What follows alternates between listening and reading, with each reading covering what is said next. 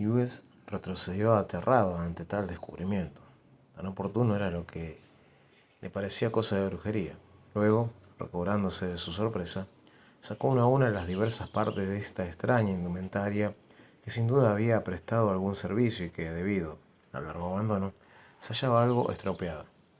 A continuación le pasaron por la cabeza las maravillosas historias que su abuelo le había contado mientras le mecía sobre sus rodillas, en su niñez. Historias durante cuya narración su madre había llorado en silencio, y él había reído con ganas. En su espíritu se entabló una especie de lucha de sentimientos y propósitos indefinibles.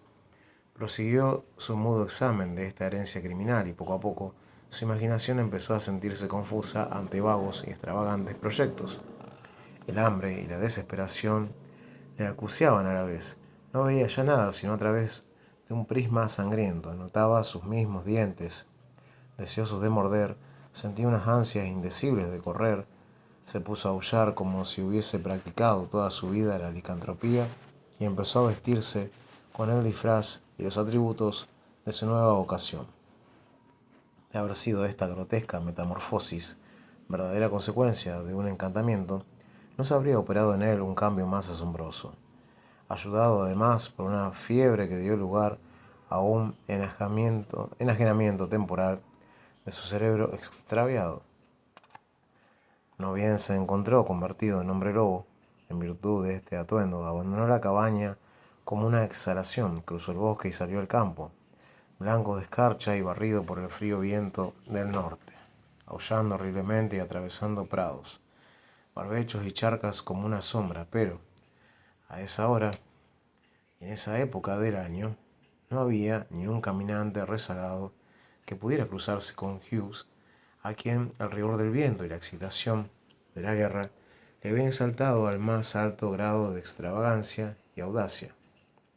Ahora aullaba cada vez más, a medida que le aumentaba el hambre. De repente, me llamó la atención el ruido pesado de un carruaje que se acercaba al principio con indecisión, luego con estúpida fijeza. Se debatió entre dos opciones que le aconsejaban al mismo tiempo: huir y avanzar.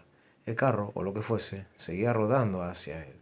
La noche no era demasiado oscura, sino que le permitía distinguir el campanario de la iglesia de Ashford a poca distancia, y al lado un montón de piedras sin tallar, destinadas a la obra de alguna reparación o ampliación del sagrado edificio, a cuya sombra corrió a esconderse y esperar así la llegada de su presa.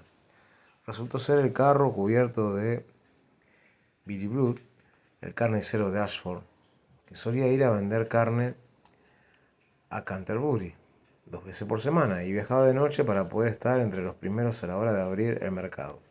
Hughes estaba perfectamente enterado de esto, y la partida del carnicero le hizo caer en la cuenta de que su sobrina se quedaba sola en la casa, ya que hacía tiempo que nuestro robusto carnicero se había quedado viudo. Hughes vaciló un instante entre introducirse en su casa, dado que se le presentaba tan favorable ocasión, o atacar al tío y apoderarse de sus viandas. Esta vez prevaleció el hambre sobre el amor, y al advertirle el silbido monótono con que el conductor solía acuciar a su melancólico jamelgo, emitió un aullido lastimero y, saliendo de repente, agarró al caballo por el bocado.